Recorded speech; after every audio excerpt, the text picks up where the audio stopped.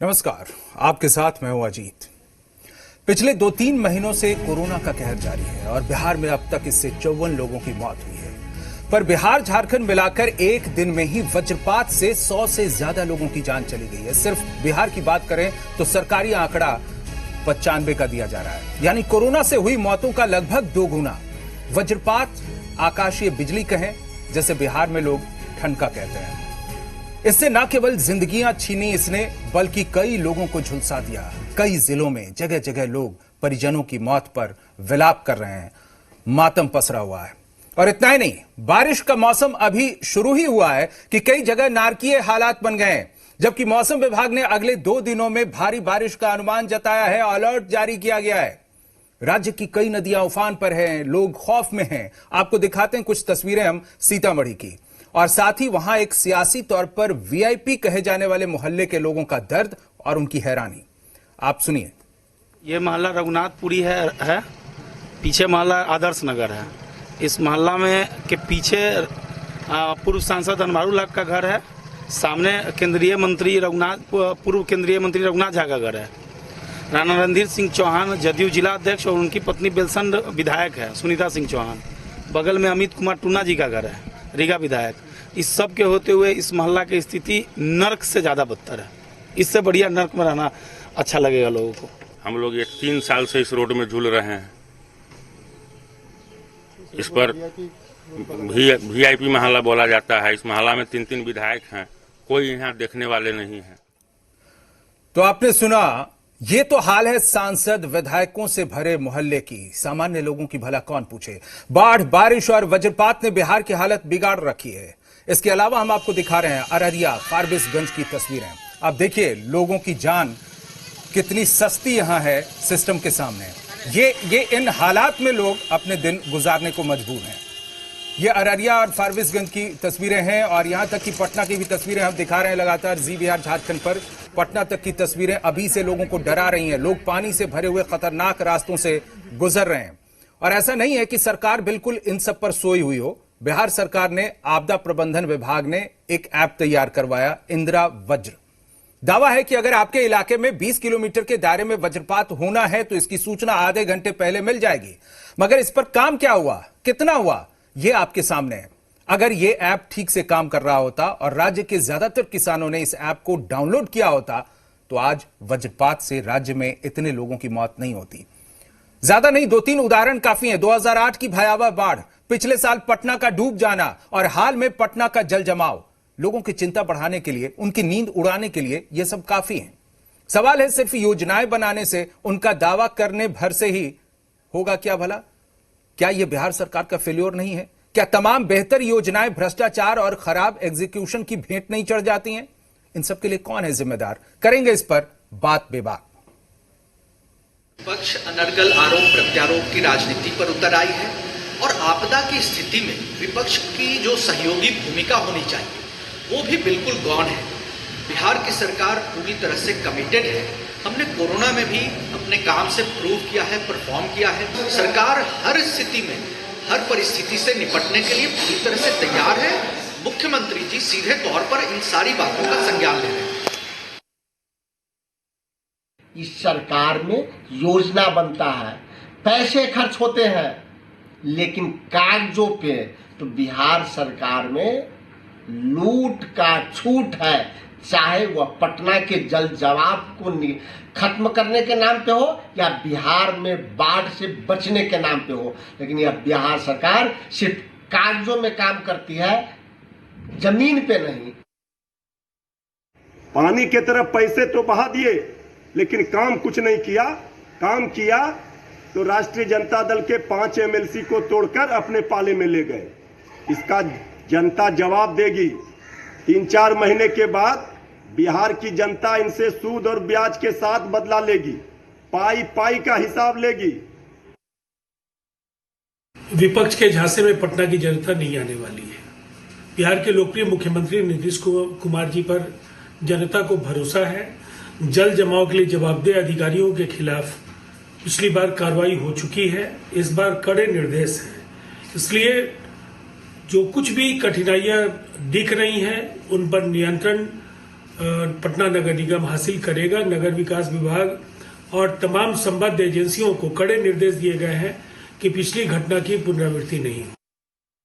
बाढ़ उत्तर बिहार का नियमित रूप से आती रहती है और इस बार जो नेपाल का स्थिति में, इस रूप में हम लोग पूरी तरह से तत्पर है और सरकार हर स्तर पर पूर्व तैयारी कर ली है। हम हर स्तर पर बाढ़ की सामना करने के लिए तैयार है। तो आपने सुना माननीयों को, और अब इस पर बात पे बात के लिए हमारे साथ खास मेहमान जुड़े हुए हैं। प्रेम रंजन पटेल है हमारे साथ, प्रदेश प्रवक्ता बीजेपी के, अरविंद निषाद है हमारे साथ, प्रवक्ता जेडीयू के, विजय प्रकाश हैं प्रवक्ता आरजेडी के, और सर्वेश तिवारी हमारे साथ राजनीतिक विश्लेषक हैं। बहुत बहुत स्वागत है आप सबका हमारे साथ बात बेबाक में। सबसे पहले अरविंद निषाद, आपने देखा कि क्या स्थिति है पूरे बिहार की, अलग अलग जगहों की। बाढ़, बारिश और वज्रपात से लोग किस तरह से तबाह हैं, लेकिन सरकार क्या कर रही है और सरकार से लोगों को क्या मिल पा रहा है, ये सबके सामने है, आपके सामने है, तस्वीरों में सामने है। क्या यही सुशासन है? आवाज खत्म। देखिए अजीत जी, वज्रपात अपने हाथ में नहीं है, खत्म आवाज। यह प्रकृति का प्रकोप है। इसके पहले भी बिहार में वज्रपात हुए हैं और जिसमें कई लोगों के जान गए हैं, लेकिन सरकार इस बार वज्रपात से बड़ी संख्या में लोगों की जाने गई हैं। उन तमाम परिवारों को कचर कर रहा है 4-4 लाख रुपया सहायता राशि दी गई है।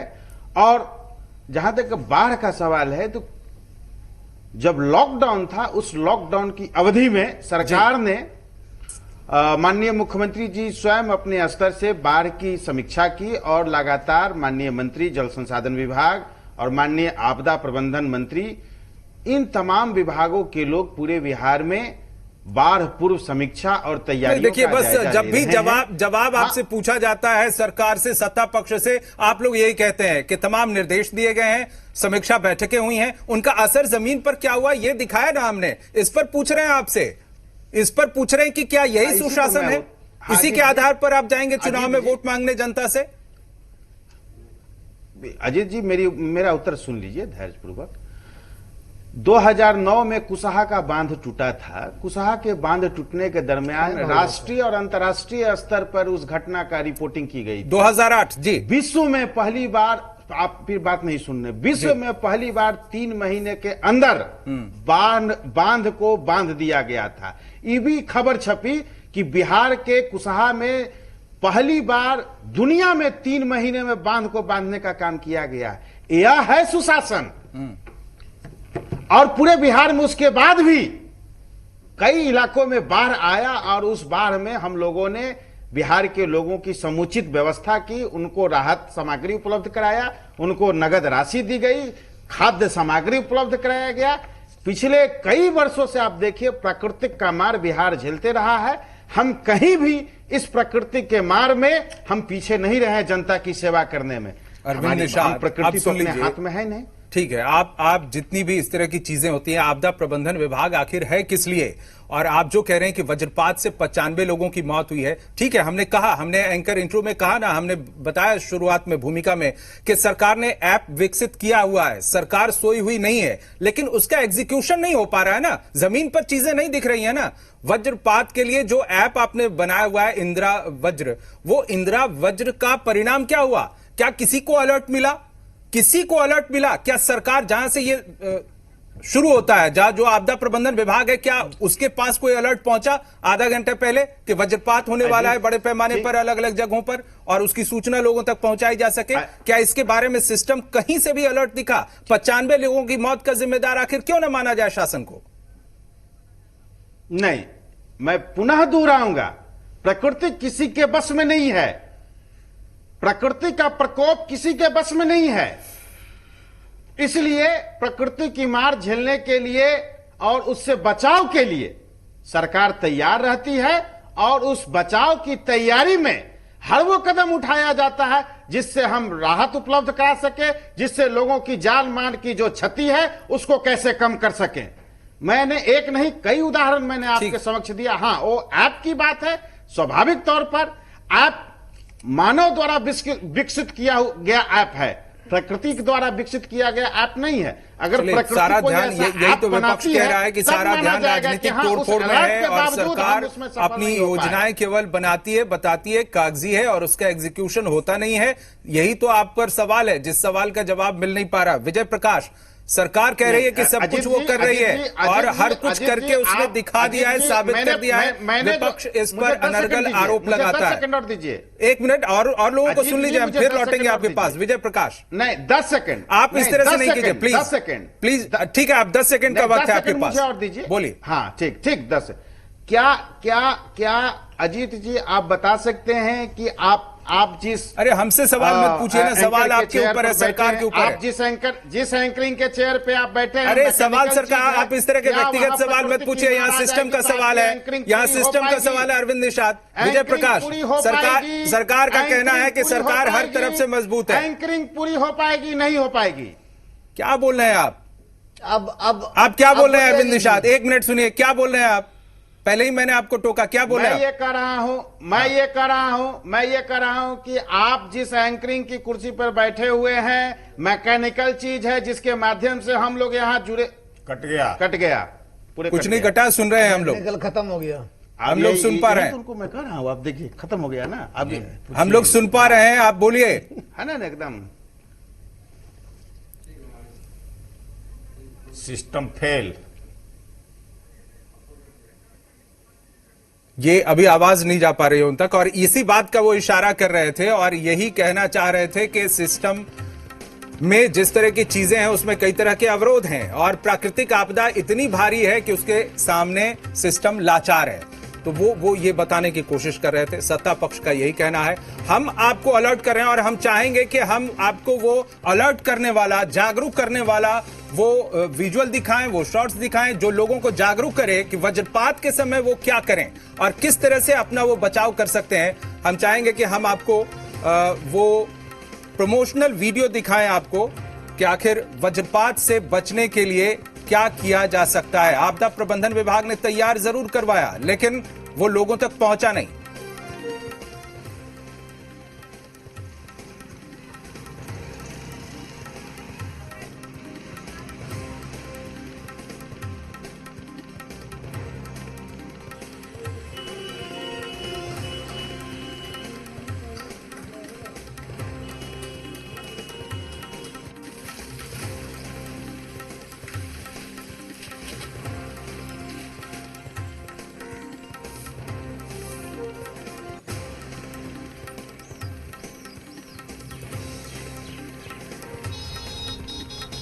तो ये आप तस्वीरें देख रहे हैं अलग अलग जगहों की, बिहार के अलग अलग जगहों पर बारिश में क्या स्थिति होती है।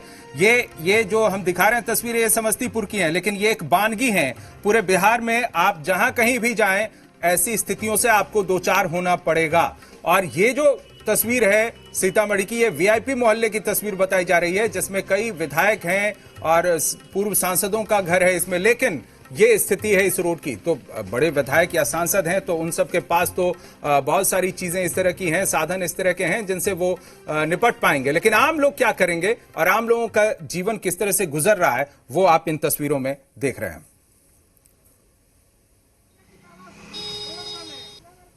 और एक बार फिर से हमारे साथ जुड़ गए विजय प्रकाश जी, प्रवक्ता हैं आरजेडी के। विजय प्रकाश, ये बताइए, सरकार कह रही है कि हमने पूरा प्रबंध किया है, सिर्फ और सिर्फ राजनीति की जा रही है और राजनीति के लिए सरकार को बदनाम करने की गलत तरीके से कोशिश की जा रही है। सरकार पूरी तरह से तैयार है बाढ़ और बारिश से निपटने के लिए और वज्रपात वाला जो ऐप भी बनाया हुआ है वो भी बहुत सही काम कर रहा है। विजय प्रकाश जी टीवी को हम आज सबसे पहले धन्यवाद देना चाहते हैं कि बिहार के 15 साल के कुकर्मों पर आज पहली बार आपने जो है बहस और विकास किया हुआ है, इस पर चर्चा करने के लिए हम जीटीवी को धन्यवाद देते हैं। शुक्रिया आपका। आप बताइए, जो तैयारी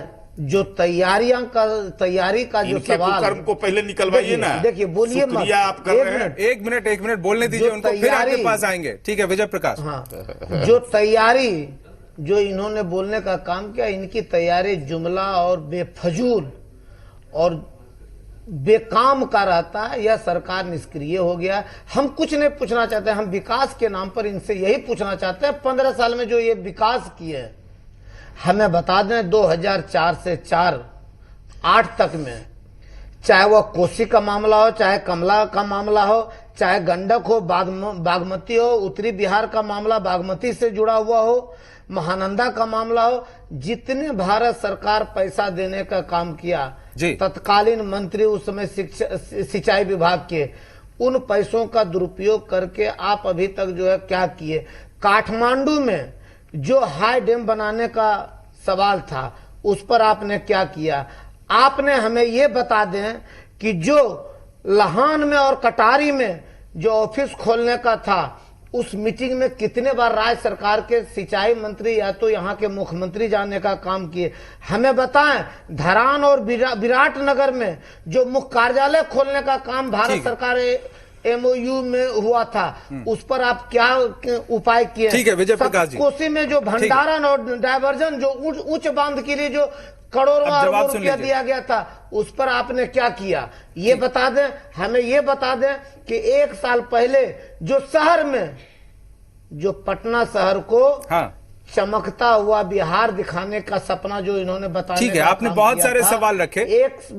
ठीक नहीं पटना का आज के तारीख में क्या स्थिति है, 1 साल में आपने क्या करने का काम किया। ठीक है यदि विराटनगर से लेकर धरान से लेकर पटना तक बहुत सारे सवाल हैं आपके। प्रेम रंजन पटेल बताएंगे आप। प्रेम रंजन पटेल आप सत्ता में हैं, आप बताइए कि आखिर जो सवाल पूछ रहे हैं विजय प्रकाश बस उन्हीं का जवाब दे दीजिए। सबसे पहले तो इन लोगों ने जो कुकर्म किया है ये सवाल नहीं है अभी। Please Prem Ranjan Patel please to the point आया। ये सवाल नहीं है। शुक्रिया कर रहे हैं इनको, ये बोल रहे हैं और शुक्रिया कर रहे हैं, हम उसका जवाब नहीं देंगे क्या? अरे आज के वक्त में जी रहे हैं, आज के वक्त में 95 लोगों की मौत हो गई है वज्रपात से। कोरोना को लेकर इतना हंगामा चल रहा है, कोरोना से दुगुना लोग मारे गए। आप शुक्रिया कीजिए इनके बात को। प्रेम रंजन पटेल अरे उन्होंने कहा कि एक मुद्दा आपने उठाया है बिहार की जनता से जुड़ा हुआ मुद्दा। आपको इस बात पर क्यों परेशानी हो रही है? जी बिहार झारखंड बिहार की जनता से जुड़े मुद्दों को उठाता है, उठाता रहेगा।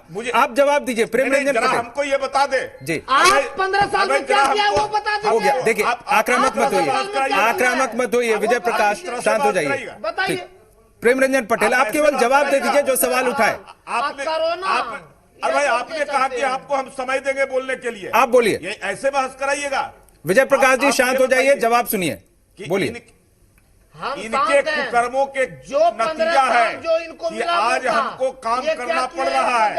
15 वर्षों में बता दीजिए कि 15 वर्षों में प्रति वर्ष के हिसाब से आपदा पर कितनी राशि इन्होंने खर्च किया है, कितने पैसे उसके लिए आवंटन किए थे, कितना बजट बनाया गया था उसमें खर्च करने के लिए, ये जरा पूछ लीजिए, बता दे। और आज हमारा 15 वर्ष का जो है आप निकाल लीजिए कि कितना है। इनके जितने खर्च किए गए हैं आपदा पर या सिंचाई विभाग पर, हमारे जो है 2% भी जितने हमने खर्च किया है उसका 2% ये 15 वर्ष। चलिए ठीक है, आप दोनों का सवाल जवाब हो गया। प्रेम रंजन जी, प्रेम रंजन पटेल बात कर रहे हैं, हो गया। अरविंद निषाद, हम सर्वेश जी के पास जाएं इससे पहले अरविंद निषाद बाढ़ की बात करते हैं। आपने सुन लिया, सवाल सुन लिए, जवाब सुन लिया। क्या सरकार पर जो सवाल है अभी मौजूदा सवाल वो इसी तरह से हल होंगे? अरविंद निषाद आए थे यहाँ और आकर करके देख के गए थे। केंद्र आप दोनों प्लीज शांत हो जाइए। 13,000 करोड़ का क्षति का आकलन किया गया था और केंद्र सरकार विजय प्रकाश का घोषित किया था और उसने कहा था कि प्रेम रंजन पटेल का भरपाई हम करने का काम करेंगे। बताइए कि उसमें कितना पैसा केंद्र सरकार से मुहैया कराया गया था बिहार को? आरोप लगाएंगे, ये आपके मिनिस्टर केवल आरोप लगाएंगे और ये कर्म करते रहेंगे। आप लोगों की बातों से बेहतर है कि हम वो प्रमोशनल वीडियो दिखाएं। हम चाहेंगे, हम अपने सहयोगियों से कह रहे हैं कि ये प्रमोशनल वीडियो दिखाइए। वज्रपात से कैसे बचें, ये नेता आपको बचाएं या ना बचाएं, ये वीडियो आपको बचाएगा। शुरू से देखिए आप इसको।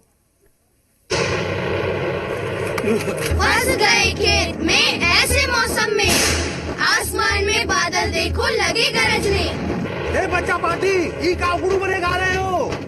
श्यामलाल चाचा ने पेड़ की शरण ली, घायल हो जाओगे पेड़ पर गिरी अगर बिजली। तो सर छुपाने की जगह ना मिले तो क्या करे?